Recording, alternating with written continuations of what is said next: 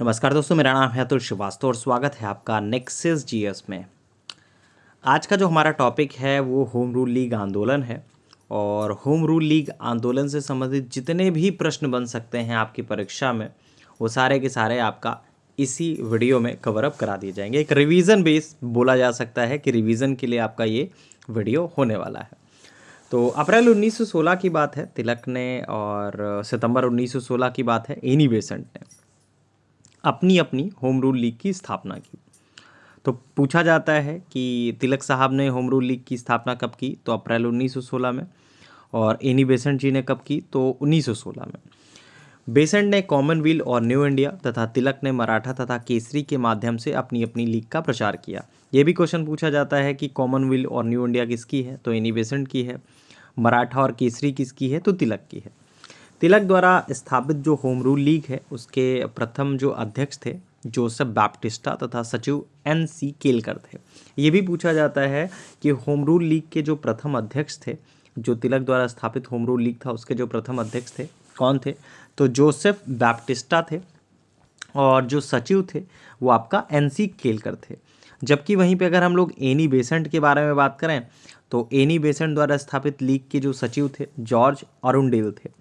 तिलक और Annie Besant ने अपने अपने कार्यक्षेत्रों का बंटवारा भी कर रखा था। तिलक के लीग के जिम्मे जो था कर्नाटका, महाराष्ट्र, बम्बई को छोड़कर मध्य प्रांत और बरार थे। देश के शेष हिस्से जो थे वो बेसेंट के लीग के हिस्से में आए थे। दोनों लीग अपना विलय नहीं किया। और क्योंकि एनी बेसेंट के शब्दों में अगर हम लोग बात करें तो उनके मतलब तिलक के कुछ समर्थक मुझे पसंद नहीं करते और मेरे कुछ समर्थक उन्हें पसंद नहीं करते थे, लेकिन मेरे और उनके बीच में कोई झगड़ा नहीं था। ये क्वेश्चन पूछा जाता है कि इन दोनों के बीच में क्या झगड़ा था, तो इन दोनों के बीच में कोई झगड़ा नहीं था, समर्थकों के बीच में झगड़ा था। प्रीलिम्स में भी पूछा जाता है, मेंस में भी पूछा जाता है। होम रूल लीग आंदोलन था उसके दोनों नेताओं तिलक और एनी बेसेंट की निगाह में स्वराज का जो मतलब था एक करीब एक जैसा ही था। ब्रिटिश साम्राज्य के अंतर्गत स्थानीय, प्रांतीय और केंद्रीय स्तर पर उत्तरदायी शासन और प्रशासन की अधिकाधिक व्यवस्था की जाए, जैसे गोरों द्वारा शासित डोमिनियन दर्जा प्राप्त अन्य जो ब्रिटिश उपनिवेश थे उनमें था। तो पूछा जाता है इस तरह के क्वेश्चंस जो पूछे जाते हैं कि होम रूल लीग आंदोलन जो है वो सर्वप्रथम प्रारंभ किसने किया था, तो एनी बेसेंट ने प्रारंभ किया था। भारत में होम रूल लीग आंदोलन सर्वप्रथम एनी बेसेंट ने प्रारंभ किया था। और स्थापना अगर बोला जाए तो तिलक साहब ने किया था।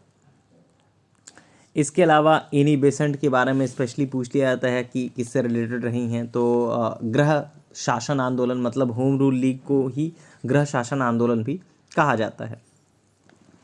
इसके अलावा प्रथम विश्व युद्ध के दौरान, मतलब 1914 से 1918 के दौरान जो भारत में आंदोलन लोकप्रिय हुआ था वो कौन सा था, तो होम रूल आंदोलन पूछा जाए या फिर गृह शासन आंदोलन पूछा जाए, सिमिलर ही चीज़ है, यही फेमस हुआ था।